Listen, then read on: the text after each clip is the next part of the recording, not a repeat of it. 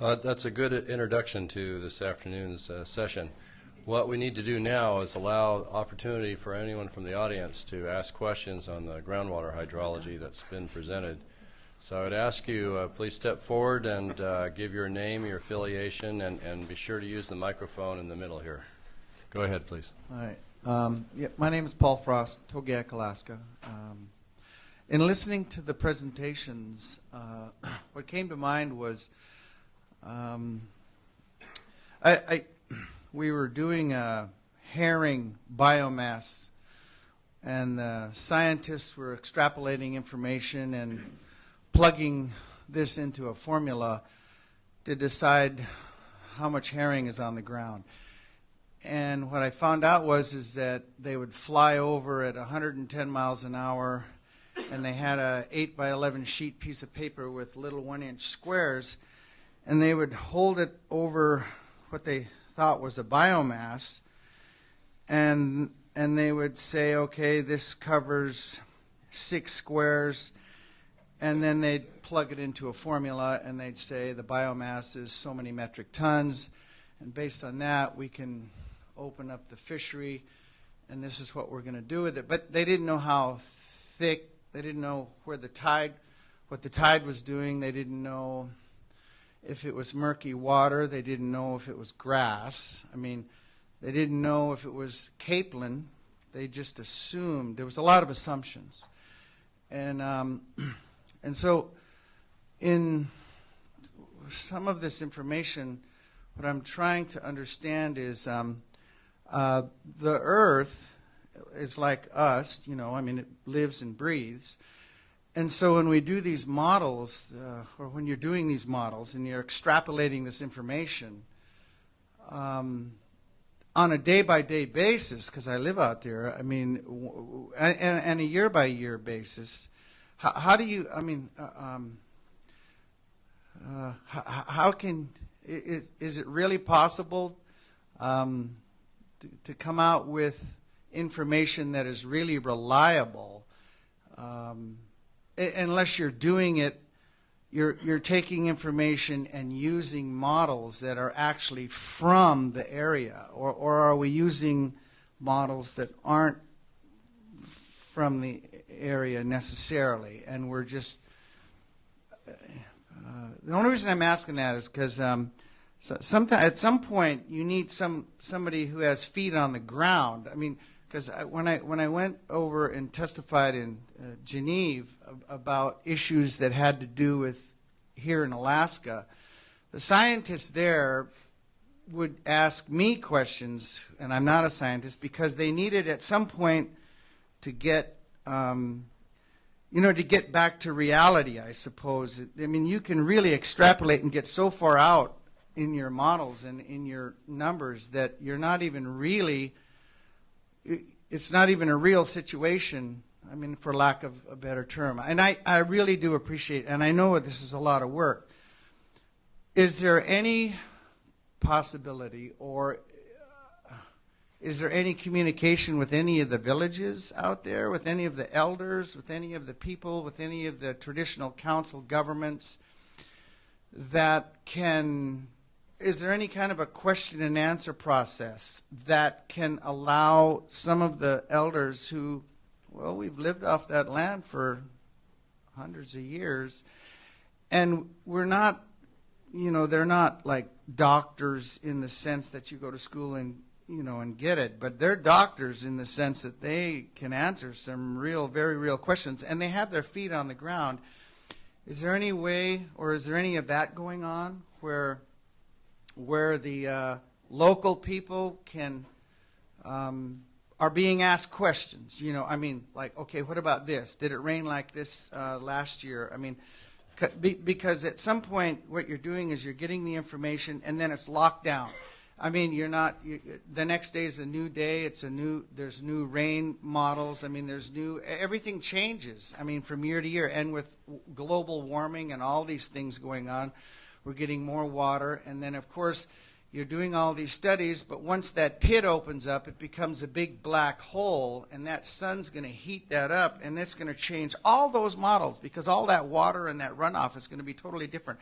Because right now when the heat hits the tundra, the sun hits the tundra, and the snow, that water runoff and all those things are as they are. But when you start digging and exposing, that changes everything. And so I guess I'm just wondering, is there any thought towards bringing in local traditional knowledge with regards to putting this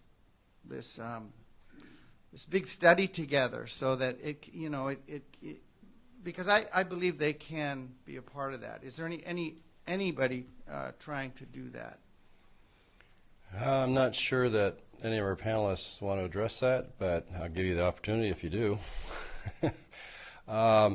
There has been some discussion about how to incorporate local communities, and there has been discussion with them. John, do you have something? Just shortly, yeah, we have a consultant that's gone out and gone to villages. We've gone through the tribal councils to ask which elders to talk to. Sometimes we've gone back. It's something that Steve Braun has done, but there is a part of what we've done that does bring in traditional knowledge. I was just going to say that in models that I've, at least one model that I've done, that some of the one of the best sources of information actually was local ranchers. Now this is not in a Pebble area, but this is in the Nevada area, where people who have spent time on the ground, they've seen when the springs dried up and when they didn't, and it is a valuable source of information. And I'm guessing that from a hydrologic perspective, that there is stuff that can be learned from talking to the people who have seen, oh, this spring, the stream was dry for this period of time, or it flowed really hard for this period of time. It's not invaluable, and I mean, it can be very useful information, I have found, especially in the desert region. This is not a desert region, but I'm guessing there's information that could be used here too. No, and on that same note, with discussions on precipitation with elevation and things like that, just to have a more local context on, yes, it's really, what the calculations are, the assumptions or the adjustments are, maybe that's another way to sort of get some feedback that, what's getting put in the model is, consistent with what people who are out there through time. No, that's a good way to interact with that.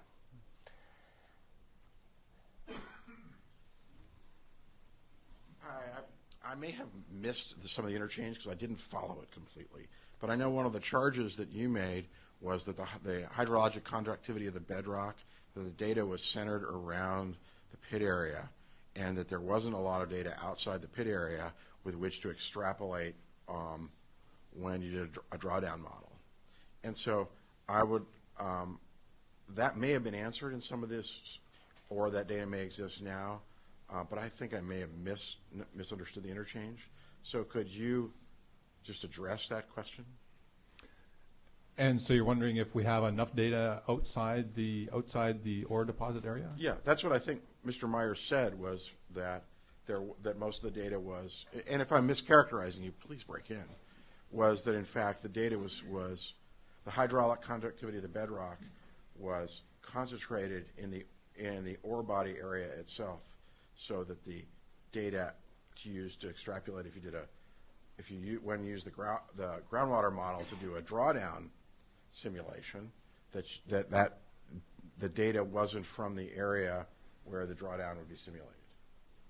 Is that what you said? If it isn't, I'm wrong. Well, no, I mean, we've been, we have been discussing it a little bit. I mean, he should address. I think they should address it again here. But the point was, most of the data is from within the deposit, and anything outside the deposit at depth will be extrapolated from other sources. And by deposit, do you mean the whole area? Or the ore deposit. You mean the ore deposit? The ore deposit. So there's no question that the ore deposit area has been explored much more thoroughly than the other areas. For good reason. And so it makes it seem that there's not very much data away. But we'll go back and say that when you compare this to other sites like this, we have a lot of data at distance. Now at depth, well, there's some holes quite distant from the deposit area. There are as deep as 500 feet. So, still, could we, how much data is enough? I guess we get back to that same question. So. Just comment. I think, in fairness, a drill hole is a very small sample, and if you're trying to really understand the hydraulic connectivity over a very, very large area outside the deposit, you can't drill enough holes to do that. That's a real challenge. Yeah, I mean, 500 feet is not the level that we might be concerned about from dewatering. I was going to ask, when you mentioned that fault that you've been at on the east side, I did want to ask you, one of the things that would be interesting to know is there a discharge point for, if there's a flow through that fault system, where does it discharge to? Is it 5 miles away? Is it 10 miles away? Or do we not know? So we've thought about it, and we haven't seen it. Because when you interrupt that with a pit, that discharge may eventually go away, even if it's 5 or 10 miles away. That's a concern. You can't see it in the lowland. It's not exposed, and perhaps just not continuous. Okay. Hi, my name is Brian Coyle, and I feel like I'm in rather a unique position here today, having some experience to offer you guys that apparently is not represented on this board. And let me give you a little bit of my background to help put it in perspective. I started as a geophysicist. I got a master's in geophysics, concentrating on borehole geophysics at Stanford in the 80s. Did a little bit of work for the oil industry, well test analysis, some reservoir engineering. Went back to school, got another master's in geotechnical engineering, emphasis in hydrogeology. Then I went to work as a hydrogeological consultant in Europe, based in England, working on radioactive waste site depository characterization projects. Was involved in the later stages of the STRIPA testing. The main project I worked on was UK NIREX. We tested, a few hundred slug tests in very low permeability crystalline rocks, volcanics, ignimbrites, as well as overlying sandstones. Proceeded to focused interval testing. These were all Packer testing activities. Progressed to focused interval testing and then later cross-hole testing. And I was heavily involved with all of that testing in the field as well as the interpretation. And the point I would like to get across is that we were doing this in the 90s. I guess I left England, came back here in 96. Then I did some work for environmental type consulting, did some mining work, inflows to mines, design leach pads, design landfill liners. So I have an appreciation for the practicalities of what you guys are trying to do, as well as some real experience testing these low permeability rocks that you're trying to characterize in the bedrock. Now, also, I'm comfortable with meters per second. And feet per day. I never did much in water resources. I've never worked on an open pit mine. My work's been constrained to underground flows, and in particular, just a lot of well test analysis. I'm another Packer testing geek. I couldn't wait to dig into that stuff, and it kept me up half the night looking through it. So with that little introduction, I have a couple of comments, and I could take up a whole lot of time going into details on these tests with questions, but I'll try and keep it brief, and maybe we can save it for later. I just feel like I have a ton of advice to offer you guys, because you're headed down a road that I've been down, I've seen other people go down. I know what you're going to run into trying to model this fractured bedrock system as an equivalent porous medium. I can save you a lot of effort and money. So anyway, a couple of questions. I focused on the deep boreholes. We did the cross-hole testing, the two boreholes, WB1 and the other one next to it. So the WB1 where you installed the system of piezometers, that was drilled several years previously, is that correct?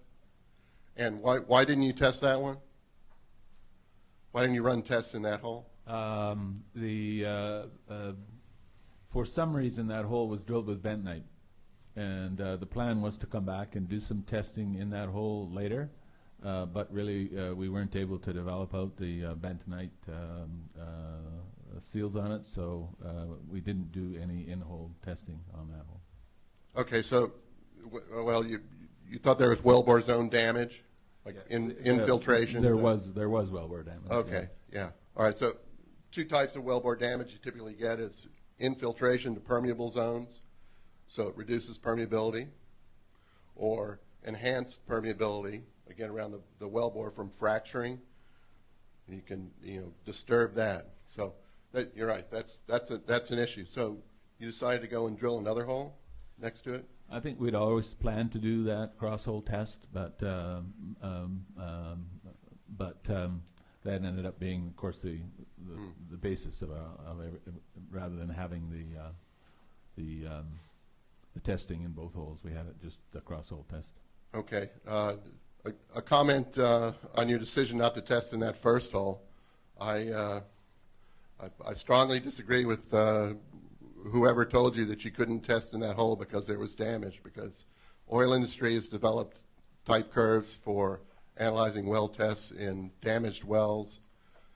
Back in the 70s, they've been improved through the 80s, and in the 90s they started putting them on personal computers, and they're widely available. They're not used in, mining industry doesn't use them.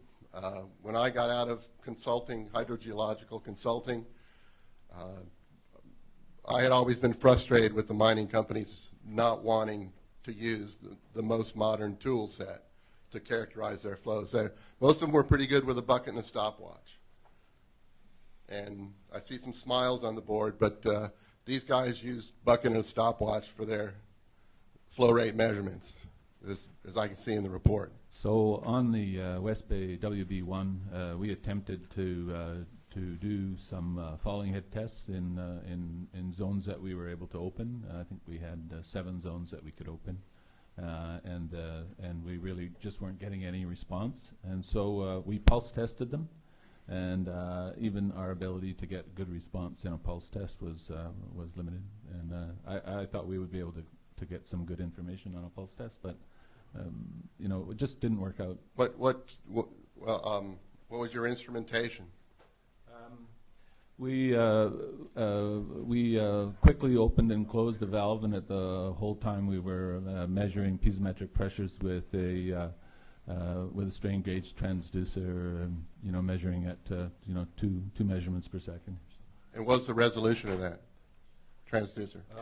What? I have to go back and find out which one we were using. The thing is, when you get into testing, if you could sort of hit the highlights, and this is a good thing to talk about later or at lunch.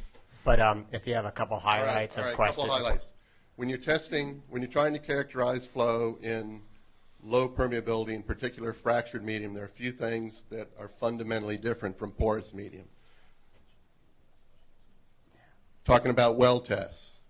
You pack off an interval, you run your test, let's assume the data's good. You get a transmissivity.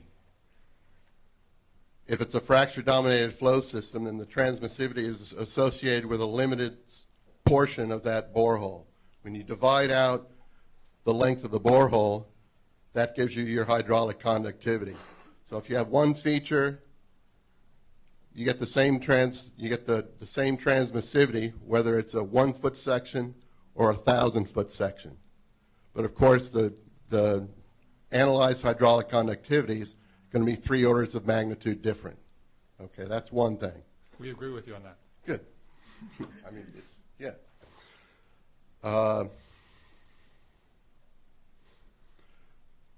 The performance of fractured medium, as far as fluid flow goes, depends on the connectivity of fractures away from the borehole. And it's not isotropic. It varies with direction and distance. You can have tiny fractures with small apertures intersected by the borehole, 50 feet away from the borehole or 10 feet away from the borehole, they'll intersect a big honkin' fracture that carries 100 times more flow. And you won't see that on a well log or a core. You can only see it through some focused testing. And one thing I noticed on your test, you didn't focus your tests on permeable intervals. So if you want to characterize flow in a fracture-dominated system, you have to focus your testing on the permeable features. Yep. Okay. One more. One more. Well, Or we can just take... the point measurement. You got one borehole. If you're in a big reservoir, your feet per day type of productive water resources, typical reservoir, you can drill a couple of holes and characterize a huge area. If you're looking at a fractured-dominated system, unless it's heavily fractured with a lot of connectivity between the features, you're not going to be able to extrapolate very far at all. And you really need to go to a fracture network model, or at the very least, a stochastic representation of that based on better well testing focused on permeable features that will enable you to really have a porous medium equivalent model that will have some validity. Because it's a house of cards. If you build your model on a bunch of well tests that are analyzed, last point. Yep. Last point. All your well tests are analyzed with the assumption that they've reached an infinite acting radial flow. They're all contaminated by pre-test drilling pressures that have not allowed the interval to recover. I forgot where I was going. Okay, so you're assuming infinite acting radial flow using a straight line semi-log analysis. That doesn't allow you to validate the model. If you could at least go to a type curve analysis, log-log, or better yet, dimensionless pressure analysis, pressure derivative type curves, then you can validate a model that will give you the ability to stand up and confidently say, yeah, we know it's not a sandstone reservoir, but it fits the type curve shape that shows that it behaves like a sandstone reservoir. And that's why it's okay to model it like this. Otherwise, you don't have a leg to stand on. And I saw this with two of these radioactive waste siting projects I was involved in. They were both national programs, and they went down the tubes once it came to a public inquiry because they didn't follow the science. We gave them the good science, but they decided to go a different way based on what they wanted to do. So I guess I'm up here making a plea for doing the science right and then let the chips fall where they may. But if you don't do the science right, then it's going to come back to bite you in the end. All right, thanks, Brian. And I think the point is made that with that understanding what's going on and how the site-specific studies interact with things at a distance is definitely an issue to talk about. So let's try to work on this later.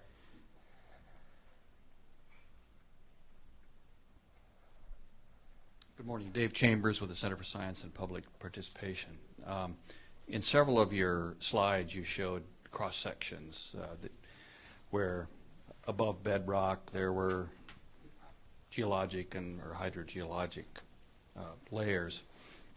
One of the things several of my colleagues and I were trying to do ourselves was to determine depth to bedrock, and we couldn't find any of that information in the EBD. So I wonder if you could just maybe briefly describe what information you use to develop your geologic models, and maybe comment on why that information wasn't a part of the EBD, because it's just depth information, basically.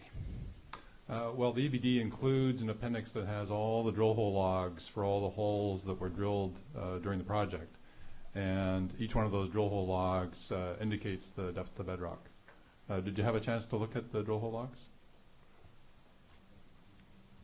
I looked at some of them, so that's what you used. You were just using the depths from each one of those individual drill holes. We did. We had those ones that were in the appendix. We had the geotechnical drilled holes. We had the resource holes, ones drilled for resource.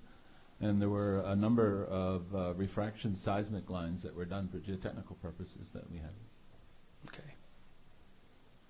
And I don't think all that was available, but thank you.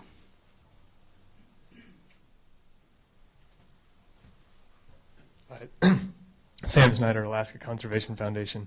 I'm not a hydrologist, but work with some of them. And I'm just curious, you've done a good job at showing how this is a very integrated ground-to-surface water system. There's a lot of interaction between the two. And I'm just curious why it is that you used, or how you justify using, two separate models to model the groundwater and then the surface water, and why you don't use an integrated model. So that way you can really assess the changes and potential impacts of a mine within one single system. And does using two models present challenges when you're trying to assess impacts of a mine or pit, dewatering, water management, so on and so forth? Even though we talk about them as two separate models, because they're mutually consistent, I actually see them as one model. So I just want to make that distinction first of all. So the second thing that I want to address, which is I think more what you're speaking to, is why would we not use a single piece of software that fully integrates all of the surface water processes together with all the groundwater processes, et cetera, et cetera, et cetera. So the reason is related to an issue that I brought up earlier. So when I was developing the groundwater model, I did it in increments. I want to start off with something that is simpler as we're getting into it, and then build additional sophistication into it as we move along. But the other thing is that we want to maintain the complexity of the model appropriate to what it is that we know about the system. When you get into a fully integrated surface water, groundwater model that has every single hydrologic process and every single groundwater process calculated on 1,000-foot intervals throughout the whole area that you're simulating, I am not particularly convinced that anyone in the world can do that. And on top of that, running those kinds of computer programs is highly computationally intensive, and inherently, because you're solving so many more equations simultaneously, is much more likely to be unstable. And the other part of this is that we need to recognize that when we're doing a model that we want to have the capability to be able to run the simulations, enough different simulations to examine the system from different angles, and to do the sensitivity analysis that Tom is talking about. And so we want to be able to do these simulations in a reasonable time that allows us to investigate and think about the system in a practical way, that it really allows us to develop a sound practical understanding, and allows us to do impact analysis in a way that is meaningful. And so the kind of approach that we're taking is balancing those. It's balancing what we know about the system versus simulating every single process at 1,000-foot intervals. There's actually an interesting footnote I'll just add to that has to do with building complex models and building your computer codes that embody those complex models. And there's a phrase that I've used and a few others have used called the complexity paradox, which is simply, as you grow these codes and models bigger and more sophisticated to hopefully be more realistic, the less you understand how they really work, what's going on inside of it. So I like Hugh's approach of you start simple and you gradually build it up, knowing what's happening at each step, and then at some point you're going to stop, because otherwise you lose stability or you lose your mind, one or the other. Just as a quick follow-up, those integrated models that do exist, you don't have to throw every possible layer of complexity into it at once. You can still start simple and add to it as you get more information about bedrock or overburden, precipitation data, evapotranspiration, so on and so forth. So you don't necessarily have to start with the most complex, even though it's an integrated model, correct? Well, yes, but nevertheless, you're still simulating multiple hydrologic processes at every single node in the model that I'm not convinced adds anything to our understanding of the system. So our goal here is to understand the system and to be able to do impact analyses in a meaningful way.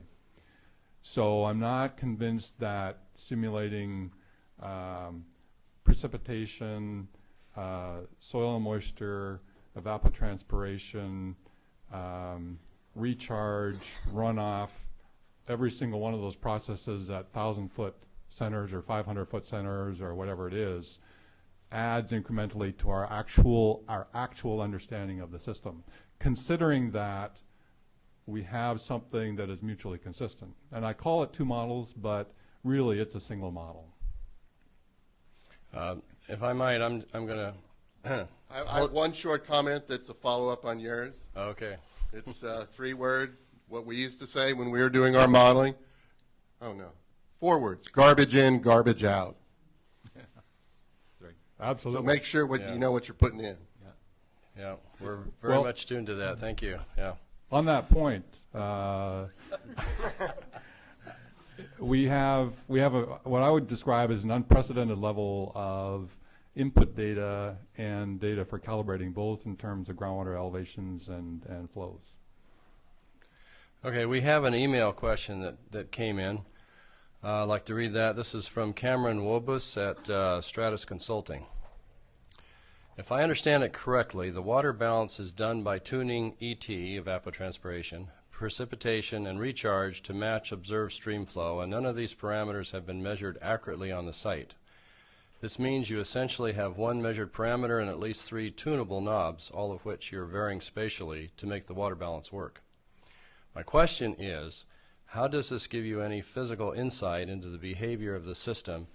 And more importantly, how does it give you insight into how the system will change under a mining scenario? For example, if you had to tune ET and recharge to match baseline stream flow conditions, how will you know whether your model is still valid with changes in ET and recharge caused by land cover changes like open pits, tailing impoundments, etc.? And Cameron's concerned because he says, I see the connection between the water balance and groundwater model. If you don't have the water balance right, then the groundwater model is going to be wrong, which of course you've already discussed. But anyway. So our major set of data that we're calibrating to is stream flow at 26 different locations around the site. So in all 3 drainages. And it's stream flow, total stream flow. We know the volume of water that is in those streams over several years. And we also know what the low flow stream flows. We know those periods of time when the streams are only have contribution from groundwater. And then there's a middle point where there's obviously some delayed flows from stream flow that we can identify those as well. So we have several components of the surface water system that we're calibrating to, and we have essentially a single precipitation model that we've built that's required, and we did turn a lot of knobs to make that model. And then for each of those 26 stations, we have a local factor that we use, and so it shows how much variation there is around the site, and that local factor varies now today from 0.9 to 1.1, so we're plus or minus 10%. So that's like, I've never been on a site where I've had that kind of correlation before. So I'm really, really happy. We have fantastic stream flow data, and that's allowed us to do this. Now, that's the baseline document. It's great. So when we dig a pit and we're looking at waste dumps and we're changing the landforms quite a lot. We certainly are not going to be saying the recharge that we get on undisturbed land is going to be the same as the recharge we get in a waste dump area, or the same as that we get in any disturbed area.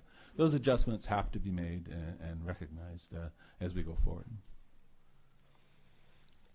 Thanks. Anyone else have any comments?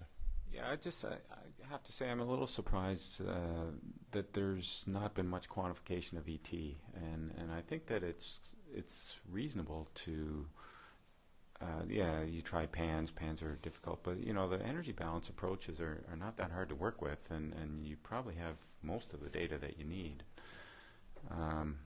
Seems to me that there's a lot of value in pushing ahead with that and seeing how that affects, you know, how you turn the knobs on the model and whether or not it corresponds to what your expectations are from what you have already. Yeah, and you recognize if I increase ET, I'm going to increase the rainfall. So. But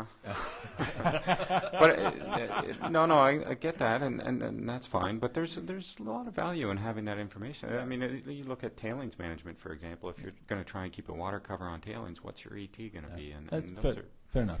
You're right. So. We have another question. Yeah, Milo Atkinson, University of Alaska Fairbanks.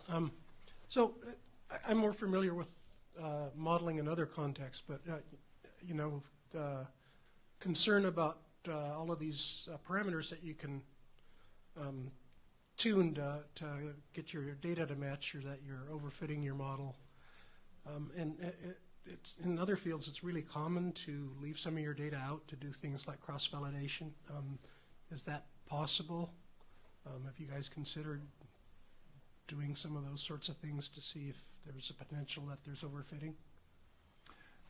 Yes, we didn't present it in the EBD, but that has been done, and it will be done again. Okay, thanks. And I think it's a great point that you raised, because you know you can calibrate under one set of conditions, but does it simulate under another set of conditions? So I think it's a great point to raise. When you say some of it's been left out, are you referring temporally? I mean, like you calibrate on 2004 through 2008, and then leave 2009 to 2012 for verification. Exactly. Yeah. Okay. Yeah, I think that's an important point. Is I don't know if everyone understood that, but calibrating the model is sort of optimizing it for a set of data, known data conditions, as I said, from 2004 to 8. And then they're still collecting data after that, so that's new independent data that they can try to simulate with the model that they optimized with the earlier set. And that's a very important check to see if their simulations, if their model calculations are working correctly. Hugh, I had one question on that. The issue of potentially longer flow paths coming into the proposed pit, and maybe this will come up in the geochemistry section. Has there been done any work, or is there any on the table for groundwater age dating to look at if there's any constraints on longer flow paths? We have done tritium. We've done tritium analyses in the groundwater wells across the study area.